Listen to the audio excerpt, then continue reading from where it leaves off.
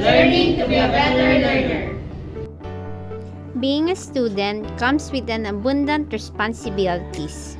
Our brain functions in many forms, thus it helps us to process the right informations that we need today and in the future. And we can nourish our brain with new intake of information, reading, and arguments that may help us for our daily lives. There are also some ways to strengthen our brains and to make it use its full functions in our studies. We should also accept criticism in order for us to grow and be more matured enough to handle the hardship that the world may give us. As a better students, we should always give our best in everything that we do because that will reflect on what kind of person are we and our capacities. Confidence and critical thinking is somewhat the key to be a successful person in the future. In line with this, we should also develop our communication skills to be able to easily in contact and or be helpful or be one with your team. Your performance as a student may reflect on what kind of person you will be in the future. Objectives. At the end of this lesson, students will be able to, number 1, enumerate various metacognition and studying techniques. Number 2, explain how learning occurs. And number 3, incorporate in their future learning style the techniques that they find most appropriate for themselves. We are Homo sapiens, or the wise man. We think in a more complex level than our ancestor and most, if not all, of the other beings. Not only do we think, we are also capable to think about thinking, like how we think of things and why we think in a certain way about things. It is like your brain thinks about itself, then thinks about how it thinks about itself. In the context of learning, studies show that when you are able to think about how you think, how you process information, read how you utilize techniques while you are studying, you have a higher chance of improving your learning process than those who do not reflect on their methods. Metacognition, defined as thinking about thinking. It is the awareness of the scope and limitation of your current knowledge and skills. Metacognition enables the person to adapt their existing knowledge and skills in order to approach a learning task, seeking for the optimum result of the learning experience. To speak of metacognition, self-appraisal in your personal reflection or your knowledge and capabilities. Number 2, self-management of cognition is the mental process that you employ using what you have in planning and adapting to successfully learn or accomplish a certain task. Variables that affect how you know or assess yourself as a thinker. First is the personal variable that is your evaluation of your strengths and weaknesses in learning. Second is the task variable that is what you know or what you think about the nature of the task, as well as what strategies the task requires. Lastly, the strategy variable that refers to what strategies or skills you already have in dealing with certain tasks. Other skills that might help you with exercising metacognition. Knowing your limits. Earlier, one cannot really make any significant advancement in using metacognitive skills without having an honest and accurate evaluation of what you know and what you do not know. Modifying your approach. It begins with the recognition that your strategy is not appropriate with the task and or that you are not comprehending the learning experience successfully. Skimming, this is basically browsing over a material and keeping an eye on keywords, phrases, or sentence. It is also knowing where to search for key terms. Rehearsing, this is not just repeatedly talking, writing, and doing. What do you have learned about? Also, trying to make a personal interpretation or summary of the learning experience. Self-test. This is trying to test your comprehension of your learning experience or the skill that you have acquired during learning. Other strategies that you need to develop include asking questions as well as questioning your methods, self-reflection, finding a mentor or support group if necessary, thinking out loud, though you have to be considerate of others also when doing this, and welcoming errors as learning experiences. For clarification, welcoming errors does not mean seeking them or consciously making them as much as possible. The praise means that when you commit a mistake, you do not dismiss it as insignificant, or you do not try to avoid responsibilities of the results.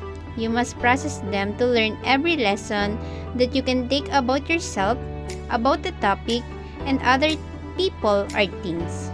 By having a more positive attitude toward mistakes, we'll also have the courage to venture into new and unknown learning experiences that may one day interest you.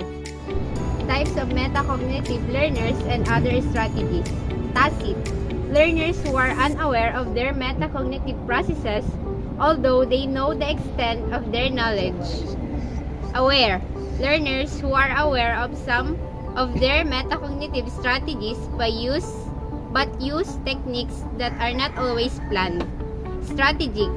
Learners, as the name implies, who strategize and plan their course of action towards a learning experience. Reflective. Learners who reflect on their thinking while they are using the strategies and will adapt their metacognitive skills depending on the situation. The goal of metacognition is for the student to be a self-regulated learner. Education should not be limited by the capabilities of the teacher, the content of school textbooks, the four corners of the classrooms, and the duration of the academic year or courses. One should have the capability to study things on his or her own as well as accurately evaluate his or her progress. This is one of the benefits in using metacognitive techniques and strategies. Another benefit is the compensation and the development of cognitive limitations of the learner because the student is now aware of his or her capabilities. Other tips that you can use in studying are the following. 1. Make an outline of things that you want to learn, the things that you are reading or doing, and or the things that you remember. 2. Break down the task in smaller and more manageable details. 3. Integrate variation in your schedule in learning experience. You may also try to incubate your ideas. 5. Taking down, summarizing, and receiving notes, them rereading them may help you minimize cramming in the last minute, especially when you are having weakness in memorizing facts and data. Number 6. You should also engage with that you have learned. As you're reading this topic, where you're aware of your metacognitive process, what change did you feel as you try to use the metacognitive strategies and skills? We encourage you to utilize and adapt the aforementioned techniques in whatever learning experience you are about to accomplish and find enjoyment and success in learning. Never stop learning because life never stops teaching. As they say, learning is a never-ending journey. There are ways to boost your learning ability by doing things the right way. Some ways to become a better learner. Be enthusiastic. Do not give in to a lack of enthusiasm. You should not seek what the class can give you, but seek the fascinating thing about each class. Look at the material and try to deduce why someone once thought it was terrific. You'll discover that the material is much easier to learn. You don't have to memorize things that are fascinating. You automatically remember them. Ask questions. Understand why you are studying what you are studying. It is important to be aware of your studies. Relate it with your practical life. Get real life examples. Do not memorize it blindly. Create a visual of the event. Avoid distractions. When you are studying, shut off all distractions. Turn off music. Don't text. Don't check social media. You need to focus exclusively on the material in front of you. The set clear goal and plan how to reach them. Create clear goal and set a plan. Know what you want and figure out how you will reach it. Use your gain knowledge to develop powerful strategy by thinking deeply on the knowledge you have found. Network with people. Never again will you be so closely associated with so many future successes. The friends you make in school are the managers, entrepreneurs, the drivers of tomorrow.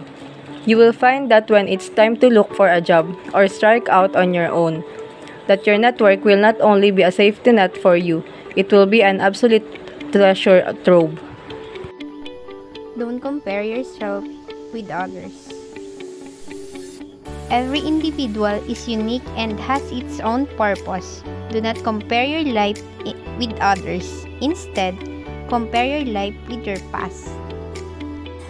Don't rely on your diploma too much.